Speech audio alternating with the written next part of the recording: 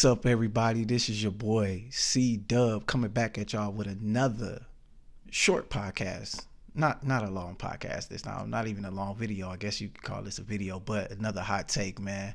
I've been gone from a year, and without further ado, I guess for those who don't know me, I go by Cwubb, CWBB, and I am the host of Opinionated Facts, where we talk about news from sports, music, culture, anything really that I am interested in. I think other people will be interested in, man. So I really can't wait to bring this back to y'all. I've been gone for a year. I ain't do nothing. I really didn't do nothing. I've been really working on my media page and working on things like that. So it's crazy, man. I can't wait to bring on some new guests, some new people with me, man. I'm excited, man. I'm excited to bring these guests on. I think y'all really gonna enjoy the new content I got coming from you, for you guys. Excuse me. So, like, without further ado, I want to say, if y'all want to follow and listen to my old podcast episodes, you can listen to them. They're audio only. You can listen to them on Apple Podcasts, Spotify, whatever you listen to your DSPs and get your streaming audio, music, wherever. It's on there. It's on there. Opinionated Facts. You can also follow me on IG. My media page is CWUB. _ where I drop news for, again, music, sports, culture, all that shit. And I'm excited, man. Look, if you can't see, man, I'm smiling. It's Sunday football coming. And before I get really deep into why I got y'all here today, shout out to Dallas Cowboys. You feel me? The Dallas Cowboys. The star Dallas Cowboys. We are 4-2 with a backup. We got Dak Prescott coming back in, and all he has to do is plug and play, man. Plug and play.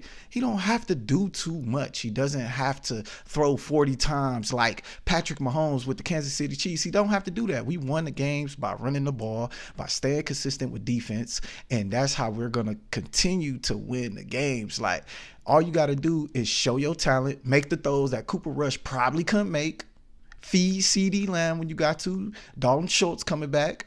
Hey, Mike McCarthy, the head coach for the Dallas Cowboys, Kellen Moore, the offensive coordinator for the Dallas Cowboys. Please do not have Dak throwing it 40 times a game. It's no needed. Now, if it's needed, if it's warranted, we understand that we have a player who's talented enough to throw 35 plus a game if we're playing for behind, if the defense starts lacking, which they have every right to lack because they've been really truly carrying us. Them, Zeke, Pollard, and, you know, Cooper Rush been doing his thing. I'm not poo-pooing on him, but let's be real. He ain't Dak. The defense really been carrying us these last 6 games. I can't wait, man. I'm not saying Super Bowl. I'm not one of those Cowboys fans that be like, oh, Super Bowl. Nah, I ain't one of those dudes. I'm a realist. I think playoffs, I think we have shown that we can compete even with the top dogs without our starting quarterback. So I could see playoffs. I could possibly see maybe NFC championship game. From there, if they go past there, or, you know, hey, that's just blessings in itself. Shout out Michael Parsons. Shout out Trayvon Diggs. Go kick some Lions ass, man. Put their ass back in the dead. The Lions dead. Hey, let's get it. But that's not what I brought y'all here for. I didn't bring y'all here for that. It is NBA season. The NBA kicked off, and I love the NBA. I love the NFL, but the NBA is something I'm passionate about. Like, I love that shit to the depths of me. I love the NBA. I played basketball in high school and all that, so I love watching it. I love seeing, especially the players that we have in today's league. It's just crazy. And I wrote down some NBA predictions for you guys. You know, some NBA dope predictions for MVP, Defensive Player of the Year, Sixth Man. I also got 4 teams that I think will surprise y'all. I got 2 who I think could make the play-in playoffs, and 2 who I think most people ain't gonna want to watch, but they gonna be highly exciting to watch. And I just want to drop these real quick. I ain't trying to keep y'all long, but we already seen how the NBA is going. 40 plus points, multiple players, and it's been efficient. Highly efficient. You had Giannis, you had Ja Morant, I think Jason Tatum. You have all these players that's dropping 40. The NBA is in good hands. Once LeBron decides to wrap it up, hey, the NBA is in great hands. The talent is everywhere, man, everywhere. Even on some of the trash teams that nobody want to watch, it's talent on those teams. So I can't wait to give y'all my predictions. I think some of these predictions y'all already seen a glimpse of it. So without further ado, let me go ahead and hit these out for the MVP of the NBA. Yes, I'm a Dallas Cowboys fan. If y'all haven't figured that out yet, yes, I'm from Dallas, Texas. Oak Cliff, stand up. Yes, I am a Dallas Mavericks fan. If you didn't put two and two together. So yes, this might comes with a little biases, but I don't give a damn. Luka Doncic is my MVP for the NBA this season. He's my MVP. He's my favorite. I'm gonna hit y'all with a surprise one also, but he is my favorite to win MVP. Why? The man's last year averaged 27, 28 points with 8 assists and 9 rebounds. He's going to give us Houston Rockets James Harden numbers. 35 points, 9 assists, 9 rebounds. I could see that. Or 30 plus points. I could see that from Luka. Especially with the addition of Christian Woods, which y'all already seeing a glimpse of. Christian Woods we acquired from the Houston Rockets. Now, he is what we thought Kristaps Porzingis. I know it's just 2 games, so I'm not getting too excited, but in 2 games, he is what Kristaps Porzingis, what we thought as Dallas Mavericks fans or as basketball fans thought we would see out of Kristaps and Luka. We see out of Christian Woods and Luka these first 2 games. So I'm excited for that pairing. I think Luka is going to take his game to another level. I got him for my favorite to win MVP. And before I keep going, disclaimer, these are fluid, like Stephen A. Smith likes to say. This shit fluid, man. It's only a weekend. I wrote these predictions down like a day or 2 before the NBA kicked off as I was looking at rosters, looking at teams. So please don't shit on me if I get this wrong, man. And if I do get it right, I ain't gonna lie, y'all better give me all the blessings. I know y'all gonna give me if I get these wrong. But let me keep going. With my surprise NBA MVP, try to say that real fast, tongue twister. MVP player, I got Damian Lillard from the Portland Trail Blazers. And people I know, they just beat the Phoenix Suns. Now everybody is getting on that train. But again, if you hop on IG, follow me, CWUBB_, scroll down, you'll see where I exclusively talked about the Portland Trail Blazers way before the season started. So this is not me hopping on. This is me just giving y'all what I see out this team. They might not have the names, the superstar names that most teams got, the 2 players or 2-star players that most teams got, but what they do got, they got one bona fide superstar in Damian Lillard, who before he got hurt last year, he averaged 24 points or 25 points and 7 assists a game before they shut him down and tanked the rest of the year. And you know, it was no need to play that year, and I understand they traded CJ McCollum, they traded all these players, so it was no need to go into the season with Damian Lillard having injuries and him getting injured. Just shut him down. I agreed with that. Get the highest pick you could possibly get, and they did. And they picked Shaedon Sharpe, who's a player who I think fit great with Damian Lillard, a offensive guy who could play defense. And that's the theme with this Portland Trail Blazers team. Offensive players, or people who can shoot at least, or put the ball on the court or on the floor, and still play great defense. They signed Gary Payton Jr. They signed they got Josh Hart last year. They traded for Jeremiah Grant, who came from the Detroit Pistons.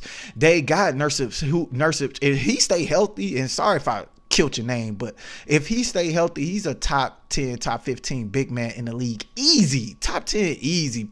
And you probably could, if you break it down, top 10, Nurkic is definitely a top 10 big man, easy. He's playing defense and offense. They got just so many great players. I didn't even mention Penny Hardaway. I call him Penny Hardaway because he's named Anthony Simons. He is named after Penny Hardaway. He's a bucket. He's a bucket waiting to happen. The kid is amazing, and he's just basically CJ McCollum 1.5. He's what CJ McCollum brought to that team when he was on that team before getting traded to the New Orleans Pelicans. So the Portland Trail Blazers have the unique pieces and the right pieces to fit around Dame. Defenders who can also shoot when he's driving. When he's getting hot, he could kick. When they start colliding on him, trapping Dame. When he's getting hot and going, he could kick, knock down shooters. They got the pieces around them. It's just the West is wide open. Do I think they're going to be a top 5 seed in the West? Fuck no, I don't think that. But what I do think is at the bottom of the West, after the top 5 seeds, in my opinion, I think 6 through play-in is wide open in the West, and I can definitely see the Portland Trailblazers getting that spot easy, getting a position in that ease. I ain't gonna say easily, but if they stay healthy, I definitely think they can fight for the playoffs, especially with a healthy Dame. Dame is he's gonna be an MVP candidate. A lot of people talking about Ja. A lot of people talking about Luka, like I just did. A lot of people are talking about, possibly Kevin Durant, all these other players, but nobody's really talking about Dame, man. Watch out for Dame. He's a bucket getter, and I think he got a lot of shit to prove to y'all, especially those who say, oh, Dame, trade Dame, trade Dame. I love Dame. I love what he brings to the game. I love those type of players who say, you know what? No, fuck that. Don't trade me. Let me stay here. Let me build with my team, and let me show y'all how I can win. And I respect every player's greatness, but I respect my own greatness, and I respect what greatness I got to put and instill in other players so I can take them over the hump. I love those type of players. I love them. And ain't nothing wrong before y'all get on here, oh, you shitting on the niggas who... No, excuse me for saying the N-word, but no, I'm not shitting on... None of them who's hooping and who's really putting the work in and who's sharing the wealth and actually saying, yo, I need another player. I'm not shitting on those guys. I feel like whatever opportunity you got to win a ring, you go get it. But I love those players also who say, you know what, this is mine. I want to build it. I want to start from the ground up, and I want to bring this team somewhere where no one else thought this team could bring. So again, my favorite is Luka. My surprise is Dame. I don't want to waste too much time on this. So going for rookie of the year. And again, this team I'm going to be talking about a lot. The Detroit Pistons, Jaden Ivey. He is a highlight reel waiting to happen. And what do fans, these growing fans in the NBA like? They like quick action, highlight reels. They want to hop on IG, Snapchat, TikTok and see these highlight reels. And Jaden Ivey go give you that. He already gave you some. It's going to be a lot of dun-dun-dun type moments, top 10 sports centers type shit. I'm telling you, he going to be dunking over people, jumping over people's heads. He going to be putting a lot of nasty dunks on TV. Trust me, that man, and with the team around him, that's another team, and I can't wait to talk about them, the Detroit Pistons. That's another team I think that's going to surprise people. And he got the players around him that is going to allow him to succeed and put up those highlight reels. And he has a player in Cade Cunningham around him who might be better than him, but doesn't mind other players getting that shine. And I think just the fit they got with that team and the highlight reels and the way I think the Pistons going to surprise people. I think Dwayne Casey is going to have that team really, really playing as the year go on, possibly fighting for the play-in. I think Jaden Ivey's that dude. He's Ja Morant light. He's Russell Westbrook light. And those his favorite players per him. And he got to see those players. He got to see Ja Morant firsthand. I mean, his mother was the assistant coach with the Memphis Grizzlies. So, yeah, he's definitely my favorite to win Rookie of the Year. I know Paolo's been putting in the work in. I know, he's had 25 points, all this. But I think the Orlando Magic not going to win a lot. And I think the Pistons go be in position to possibly get into the playoffs. So I don't know how voters go look at that, but I can't wait to see, man. So that's my favorite, Jaden Ivey. For my surprise pick is Keegan Murray from the Sacramento Kings. The man is a walking bucket. He showed y'all already in the summer league what he could do. Averaged 25 points a game, I think, in the summer league. And if I'm wrong, please correct me. But I think he averaged like 23, 25 points in the summer league. He showed y'all he could score on 3 levels. 3 levels. What's 3 levels for those? If it's younger kids who probably watch this or see this, 3 levels. He could score in the paint. He could score mid-range. He can score on the 3-point line, meaning he can shoot threes, he can shoot mid-range, he can score in the post and the paint area. And he showed us easily he was putting the work in. I understand in summer league you got rookies, you got players who are trying to get signed to teams, and it might not be the same talent as it is in the NBA, but hear me out. They already got a player like him in Sacramento and Harrison Barnes. Yes, I think Keegan Murray is like Harrison Barnes. Like, they already got that type of player. So I think he's going to fit right in with the Sacramento Kings. And I understand it's the Sacramento Kings. And I just talked about teams being trash and losing. So voters might not vote in them in the correct way. But Sacramento got some talented players. And I think with Mike Brown being the head coach there, I think he could possibly turn things around. They got the talent. They got Sabonis. They got De'Aaron Fox. They got Malik Monk coming off the bench. They got Davion Mitchell, who's a dog on the defensive end. They got some good players who I think could possibly get out of that toxic old Sacramento Kings type vibe and possibly get some wins here, because Keegan Murray is a bucket, man, and he defends. So let me just say that he's a good defender, and he's willing to pass the ball also. I think hopefully with his talent he can show. That's a surprise one. So if you're on FanDuel or some shit and you just want to put in a surprise pick, I know plenty of people are talking about Keegan Murray, but I don't think plenty of people got him winning the Rookie of the Year. Put a little small bet. I did. I put a little $50 bet for Keegan Murray. Never know. We only 2 games into the season. So without further ado, let me keep going for Defensive Player of the Year. Now, I have Ben Simmons, and I know y'all finna poo-poo on me for having Ben Simmons as Defensive Player of the Year, but hear me out. Hear me out before y'all get started poo-pooing on me. Ben Simmons, before he had that debacle with the Philadelphia 76ers, before he, was mentally not prepared to play per him, and I ain't gonna say what he had going on in his life. I don't know these dudes. I just like talking sports, so I keep it at that, or try to at least, because some of basketball, NBA, and the entity is more exciting for just what's going on the court. But I'm such a geek about what's on the court. I try my hardest to just believe what they say, because that's them, and I understand that the media and also players, they like to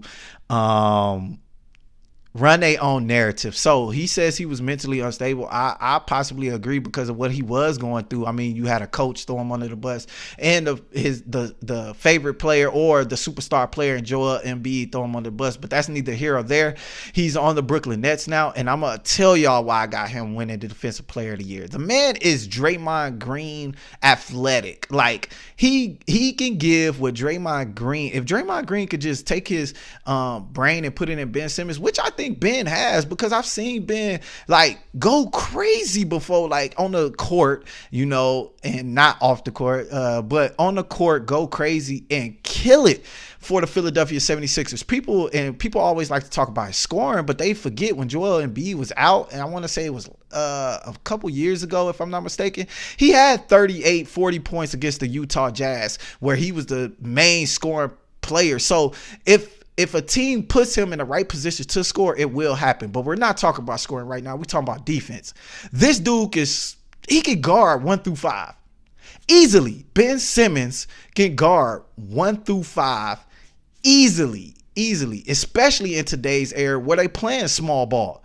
And I think that's what he's going to bring for the Brooklyn Nets, who I got right now as my favorites in the East. And yes, I'm worried about Milwaukee. Yes, I'm worried about a few teams that most people ain't talking about. But right now, as the season is in 2 games, I got Ben Simmons and the Brooklyn Nets as some of my favorites. Ben Simmons will win the Defensive Player of the Year. Just the year before he sat out and didn't play for the Philadelphia Sixers, he held players to 40% three-point shooting. 40%, 46% in all in shooting. So in total, he held them to 46% total.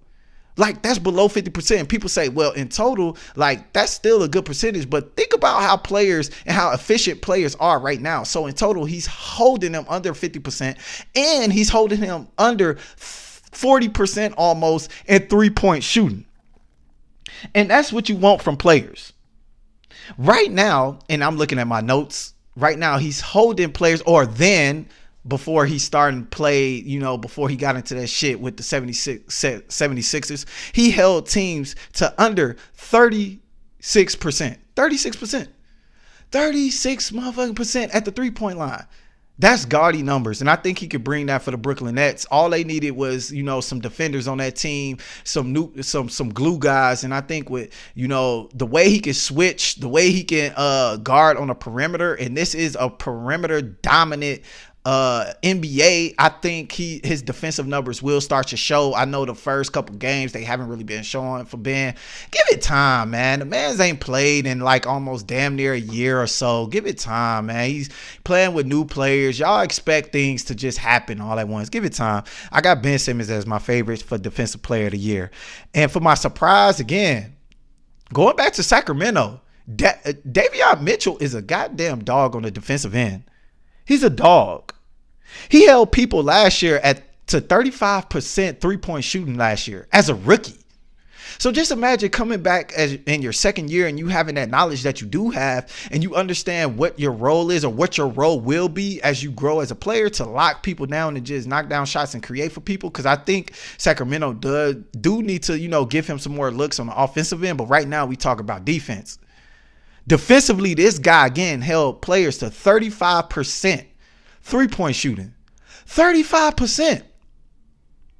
He works hard. If you've never seen Davion Mitchell defensive highlight reels, y'all need to YouTube Davion Mitchell defensive highlights.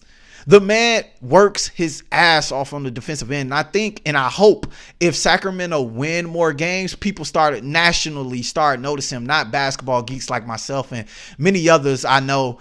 Hopefully they get to see him more. Davion Mitchell. So let's keep it going. For sixth man of the year, I got Christian Woods. Again, this is just if he stays as a sixth man, just if he stays working as a sixth man. You see what he already doing. He's the only Dallas Mavericks, I think, in the history of the Dallas Mavericks, and please correct me if I'm wrong, that scored 25 points in both his first games as a new Dallas Mavericks member of the team. So he's the only one. He's the only one that done this. We seeing the fit with Luka early. Yes, I understand early 2 games, but we see the fit. We see how he's gonna be with Luka in that team of shooters. You got Reggie Bullock, you got Dorian Finney-Smith, you got all these shooters on that team. You got Max Keebler, you got all these people on this team that's really putting the work in. And if he stays on the bench like Jason Kidd, who's my favorite player of all time. Yes, he's my favorite player of all time. Do I think he's the best player of all time? No, he's my favorite player of all time. So that's why I am, yes, a Brooklyn Nets and a Dallas Mavericks fan. Yes. I was a Brooklyn Nets fan in New Jersey because of Jason Kidd. So shout out Jason Kidd, and it's crazy. He's coaching. If this man starts averaging 19, 20 points on the Dallas Mavericks, who I got as a top 5 seed in the West, oh yeah, he's easily winning the 6-man award. Easily. For my surprise pick, and please don't kill me. Don't shit on me for this, y'all. And this is only if, and maybe I'm going to give away when I say this. This is only if Darvin Ham and the Lakers organization realize, and Russell Westbrook realized this. And Russell Westbrook can be the 6th man of the year. He should be coming off the bench.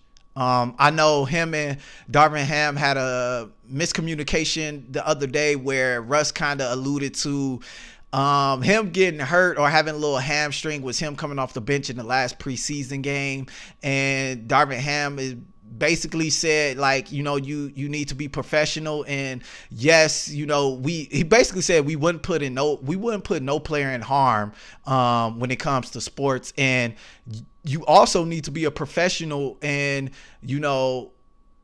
if you have to come off the bench for the team to win, for the betterment of the team. And I'm just trying to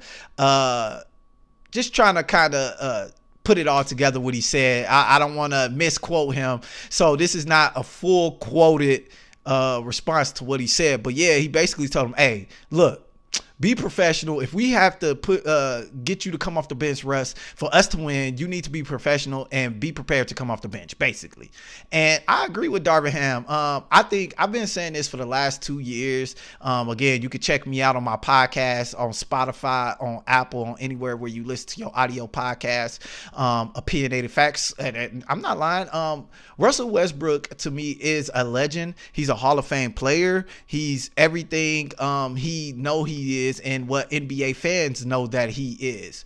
But what my main problem was with Russ, and what the national TV, and I hate that nationally everybody's starting to see it now, because the Lakers are not losing right now just because of Russ. They're losing right now because that team altogether is poorly structured. I said this when they made the trade for Russell Westbrook. Again, you can listen to me on my podcast, Opinionated Facts. You could go on Apple, Spotify, and I was rambling this off. If you search the podcast and listen, I was rambling this off. It's poorly constructed if they got Russ. Why? It's no shooters. The NBA, you need at least 3+ shooters on your team. They don't have to be defenders. They don't have to be nothing. They just have to knock that thing in a hole. Pause. They just big pause. They just have to shoot and knock the lights out. But yeah, they definitely don't have the shooters structure around the Lakers, and I think that's the main problem why this team is poorly constructed. If you go have a LeBron James, Russell Westbrook, Anthony Davis as your top 3 tandem for your team, guess what? You're gonna need like a Joe Harris. You're gonna need like a I mean, if you want to throw PJ Tucker in there for corner threes, but you're gonna need like those type of guys who could just knock down shots and just semi-create for you, like the Seth Currys. And that's crazy. Brooklyn has 2 of them.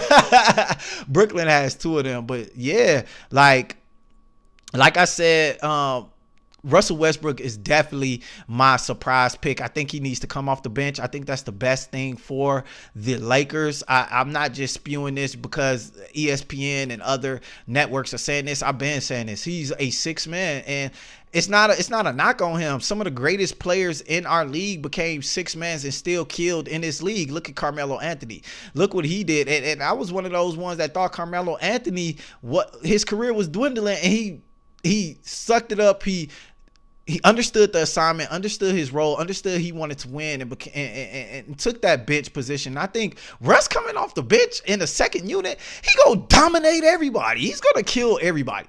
Like, he still can be Russ and him and put up all those points and stats that he want to as a 6 man without deterring the team. And the Lakers need a 6 man. Who the hell they got coming off the bench anyway? Like, really, who do they got coming off the bench anyway? You put Russ against second unit players and it's murder, death, kill. It's easy money. It's easy. And I hope the Lakers and Russ, if he having an issue, again, I don't know. I don't have sources. I don't know anything about what's going on in the Lakers organization. I just read a lot for the people like Chris B. Haynes. Shout out Chris B. Haynes, Kevin O'Connor, of course, Adrian Wojnarowski, Shams, all of them. I listen to them just like you guys and follow all these basketball play pages and I just kind of use my opinion on that. But on the court, just basketball wise, just my eyesight, what I see on the basketball court, Russ needs to come off the bench. I think it'll just not only help him, but it'll help the Lakers also. And maybe if you don't want to play with the Lakers, maybe that'll show other teams like, hey, I'm willing to come off the bench if you guys want me to come off the bench. And so he could get traded and get the fuck up out of there if that's something he want to do. I just think he'll be a 6 man candidate if he came off the bench, and the Lakers at least was a 7th seed, 8th seed if they make the playoffs. It's 2 games, I know, so I'm not really passing judgment on them. And just, again, shout out to Christian Woods, man, because Dallas Mavericks, man, I'm telling you, Jason Kidd, woo, y'all seeing how great they are. But let me keep it going. So I got some surprise teams for y'all. Some teams I think in the East and West that can make the play-in or the playoffs that most people not talking about. Excuse me. In the East, I got the Detroit Pistons. And I know a lot of people are seeing the Detroit Pistons now. They got Cade Cunningham. They got Jaden Ivey. Please remember this name I'm about to say. They got Sadiq Bey, who's a great 3-and-D guy. All them Villanova guys, excuse me. I love y'all, man. Pause, no homo. But for real, you guys know how to come into the league, play y'all role, and not overstep that. Y'all go defend, and y'all go try y'all damnedest to play and y'all hardest to play. I love that. I love the Villanova guys. That team is with Dwayne Casey at coaching. I did mention Jalen Duren, their rookie. I did mention Isaiah Stewart. I did mention Keelan Hayes. I did mention a lot of these players that they got on their team. They're constructed and built. I know they're young, but they're built to possibly make the play-in. I said this last year when they drafted Cade Cunningham, and I was just looking at their team and how they building it. they're built pretty good. They got some defenders. They got some young guys. They got some guys who can put the ball in the hoop. Cade Cunningham is going to be a great player. He's going to be a great point guard, 6'7" guy who can score and pass. You got Jaden Ivey, who's Ja Morant light, who I got winning Rookie of the Year. They got the players. They just young, the youth, I think. But just like in the West, in the East, the bottom half of the NBA it's wide open. I think if Jalen Duren can, kind of grow up faster, I do see Isaiah Stewart trying to put that dog in him. YouTube this if y'all ain't seen it. Jaden Ivey, I think, fouled a player the last game, and he was about to help him up, and Isaiah Stewart was like, man, get that shit out of there. So like, he's like, don't help him up. So I think they instilling the right type of just the right type of culture fit. And then with Dwayne Casey, who's a great coach, he won coach of the year a few years ago. Got fired after he won, and what the fuck, but still he won it. And I think he could bring some of that good coaching to the Detroit Pistons. And I think they're gonna show y'all the talent that they have. I know a lot of people gonna laugh at me, Detroit Pistons making a play in, but yeah, Detroit Pistons is my sneaky team I'll be watching. Another surprise team, or just a team I'm excited to watch, and I'm pretty sure everybody's excited to watch this team now, because the last few days Benedict Mathurin been showing y'all why he might be a sneaky pick to win Rookie of the Year, especially if I got them possibly fighting for a play-in. Look, the Pacers, Indiana Pacers. I wrote this down 2 days ago. I said they got Tyrese Halliburton, they got Mathurin, they got Jalen Smith. They got all these players on this team. All these players that could just score on this team and score well. Score very well on the team. And I love it. Tyrese Halliburton is going to take the next step as a point guard in this league. And he's already showing y'all. Look at his stats. I think he just had 20 plus points the other night and 10 assists. He's showing y'all what he could do if he was ran that team. And I know Sacramento fans are kicking themselves right now, but he's showing y'all the talent that he possesses on the Indiana Pacers. I feel like with Buddy Hield, if they don't trade him. I feel like with Miles Turner, if they don't trade him. I feel like they got some pieces on that team. As far as Brissett, who's a big man. They got a lot of decent pieces on that team. And the Indiana Pacers is going to be exciting to watch, man. They might not win a lot of games. I don't know, but they're so young. But I think if they do win a lot of games, I do think they can fight for that play. Again, the East is wide fucking open at the bottom half, just like the West. I don't want to call them trash because the Pacers is not trash, but they one of my teams that could definitely surprise that people probably not talking about. But last couple of days, you know how the internet is. They see what's going on with Benedict Mathurin. They probably talking about him now. So the Pacers. In the West, I already spoke on the Portland Trail Blazers, so I don't want to waste a lot of time with them. I already spoke on that. I already gave y'all a breakdown why I think Dame going to be an MVP candidate. I do think they're going to be a surprise team and make the play-in with the players that they got around Dame. I already talked about that. So Portland is one of my surprise teams. I'm not going to go in depth about that. Houston Rockets. Now, they might not win a lot of games, just like the Pacers, but the talent is crazy. Jalen Green. Y'all already seen what he can do. Jalen Green, speaking about hops, speaking about Jaden Ivey and hops, Jalen Green is jumping out of space. The man is living on Earth, but his hops is in space, like for real. He has crazy hops, and he's getting more efficient in scoring as far as shooting the ball and things of that nature. They also got, Sangoon, who I think is a great player. And if I mispronounce y'all name, please forgive me. These names, it's hard as hell to pronounce. But I did Google it and try my best to make sure that I didn't mispronounce it. But these names hard as hell to pronounce. They got Jalen Green. They got Kevin Porter. They got Jabari Smith Jr., the rookie, who's another player. If Rockets win, again, the West is wide open. A lot of people are saying, the West is just close-knit. The bottom half of the West is wide open. I'm not saying Houston is one of those teams that can fight, but hey, with the talent they got, I know they're young. I like the coach and Silas. I love what they got. and what they really building out there in Houston. I do. Again, they got Josh Christopher.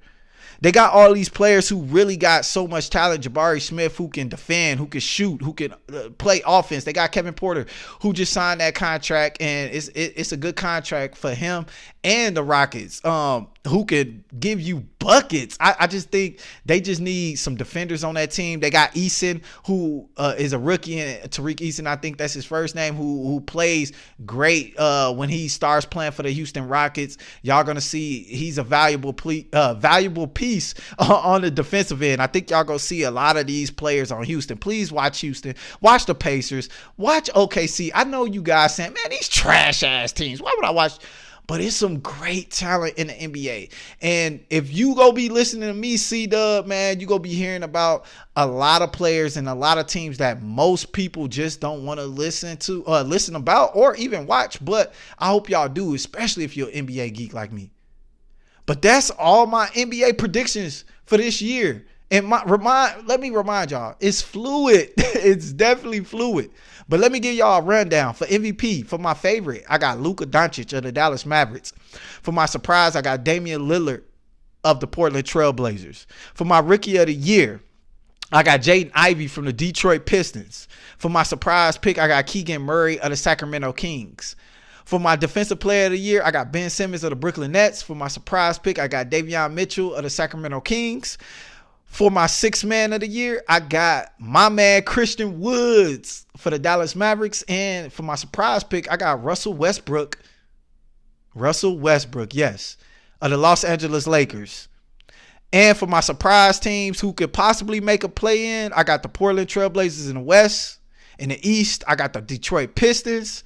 And then for my teams I just want to watch and I'm excited to watch, but they might surprise people, they might not, I got the Houston Rockets in the West, and I got the Indiana Pacers in the East. Man, I hope y'all love my NBA predictions, man. I hope y'all keep me in check when it comes to these picks. Let me know what y'all think. Comment in the comments. Tell me what y'all think. Tell me if I got some shit that I'm just far off on. Tell me what y'all think. Who y'all got some surprise teams, some surprise MVP picks, some surprise six man. Tell me y'all NBA predictions in the comments, man. I can't wait to, debate and just share that NBA knowledge with y'all. Again, you can follow me on IG as Cwubb, spelled CWUBB_ on IG, Instagram. You can follow my Facebook page at Opinionated Facts, a Facebook page.